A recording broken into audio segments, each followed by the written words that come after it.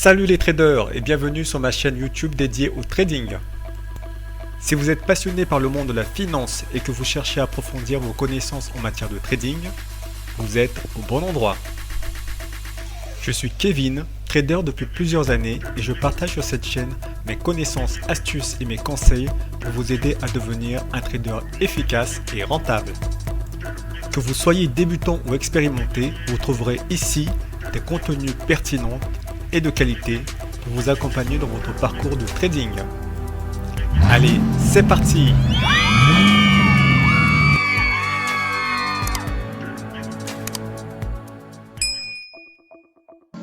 Dans cette partie. Bonjour et bienvenue dans cette nouvelle vidéo. Dans cette vidéo, nous allons parler de la macroéconomie. Cette vidéo se situe dans un ensemble de vidéos qui va parler de l'économie d'une manière globale et plus particulièrement de l'analyse fondamentale. Après les 20 dernières vidéos, nous avons parlé de l'analyse technique. Nous allons à présent parler de l'analyse fondamentale. Qu'est-ce que la macroéconomie? La macroéconomie étudie l'ensemble de l'économie. Les économistes, quant à eux, analysent comment les entreprises et les consommateurs prennent des décisions qui influencent la croissance économique. Les taux d'intérêt, la fiscalité et les dépenses publiques sont des facteurs importants qui favorisent ou limitent la croissance.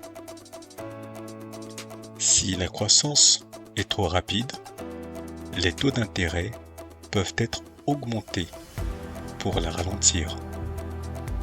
En revanche, si l'économie est faible, le gouvernement peut réduire les impôts ou augmenter les dépenses afin de stimuler la croissance. Aux États-Unis, la politique monétaire est contrôlée par la Réserve américaine. Elle gère les taux d'intérêt pour influencer la croissance économique. La Réserve fédérale analyse les données macroéconomiques qui sont liées à la croissance, à la masse monétaire et à l'inflation. Son objectif est d'atteindre un emploi maximum et des prix stables.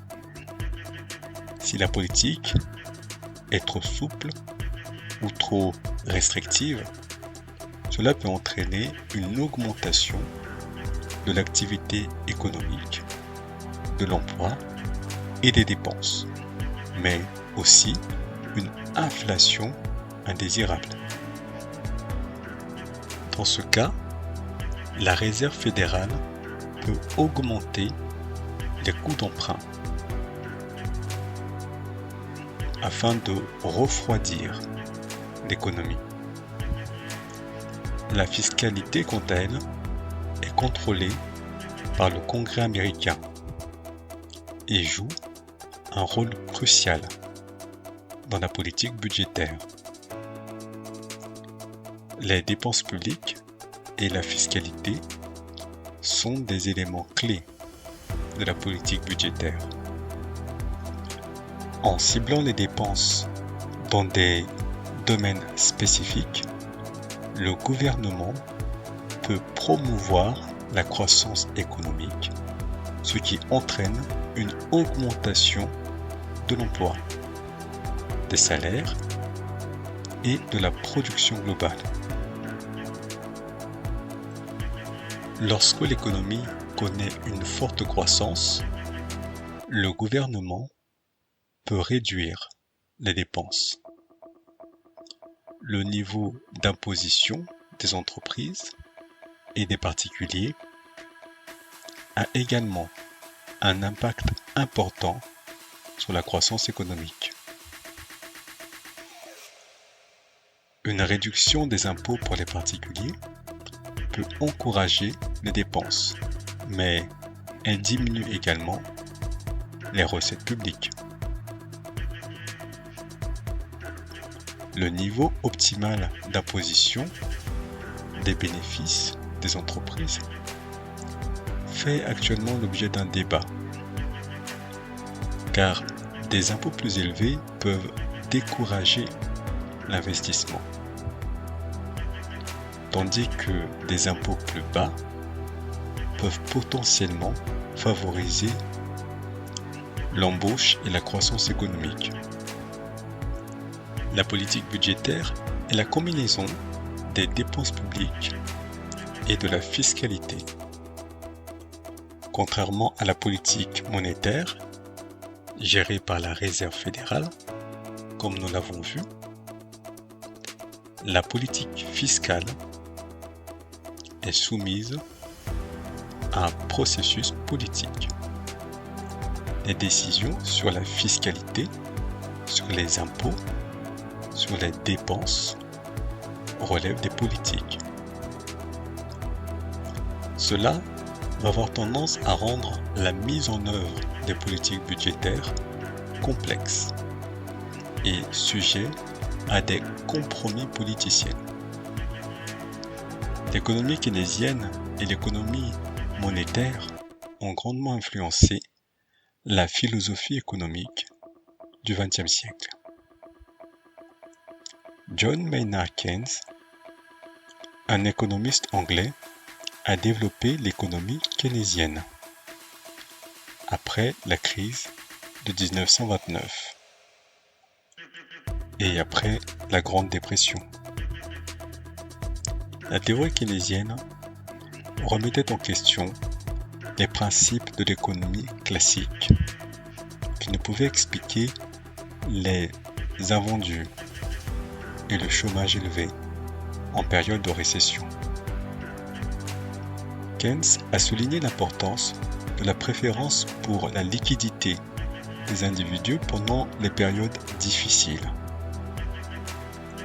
Et il a introduit des concepts tels que l'effet multiplicateur et l'esprit animal afin d'expliquer le rôle de l'investissement et de la consommation dans l'économie. En revanche, Milton Friedman, économiste, a adopté une approche monétariste pour traiter la Grande Dépression. Il a souligné l'importance du contrôle de la masse monétaire,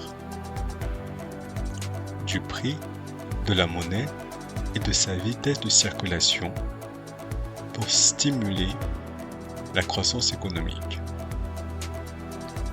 Selon la théorie monétariste, une croissance stable de la masse monétaire est suffisante pour stimuler l'économie, ce qui devrait réduire la nécessité de l'intervention fréquente par les politiques, par des politiques fiscales.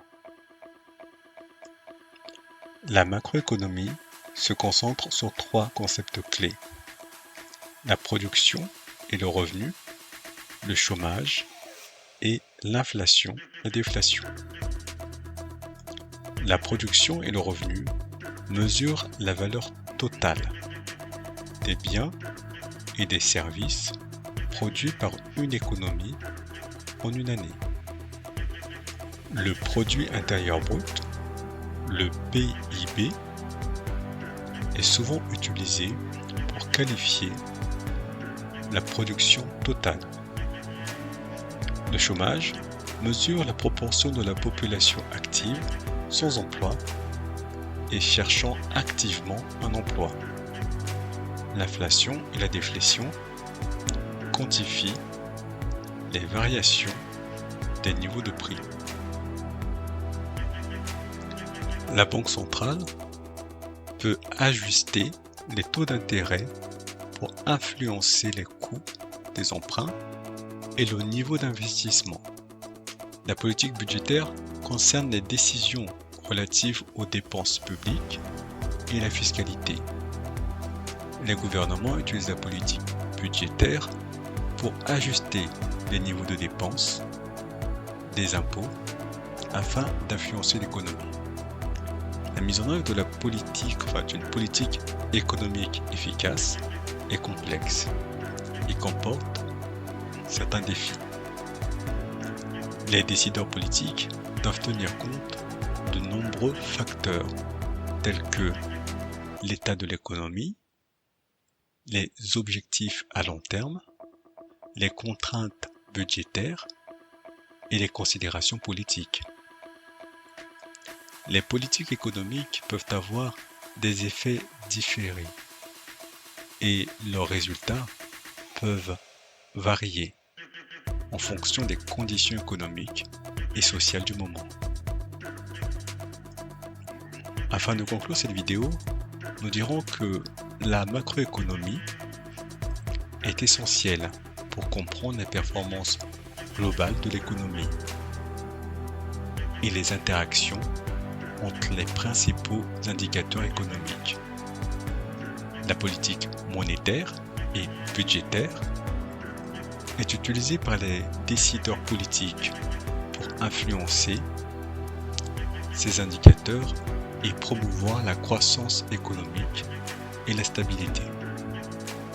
Cependant, la mise en œuvre de politiques économiques efficaces nécessite une évaluation minutieuse, une coordination et une adaptation constante aux conditions économiques qui, elles, sont perpétuellement changeantes.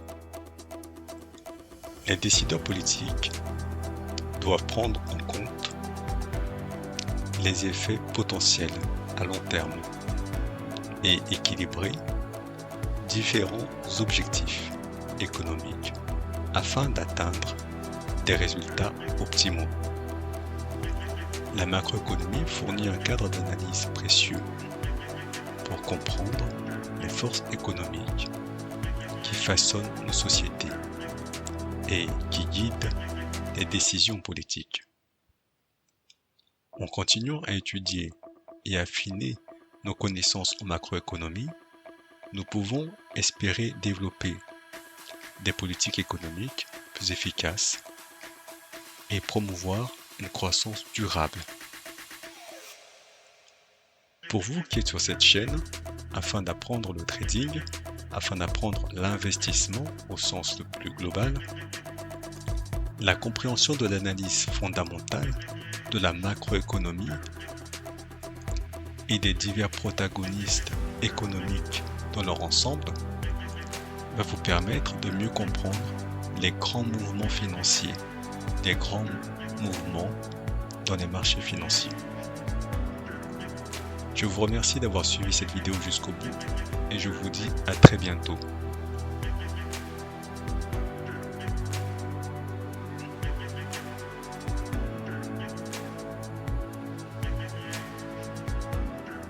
Nous avons maintenant atteint la fin de cette vidéo.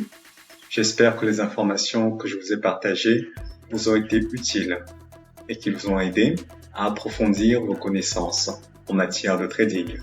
Si vous souhaitez en savoir plus et devenir un expert en la matière, n'oubliez pas de consulter notre formation Investir en bourse pour apprendre davantage sur les techniques de trading et de gestion de risque. Vous pouvez trouver le lien en dessous de la vidéo.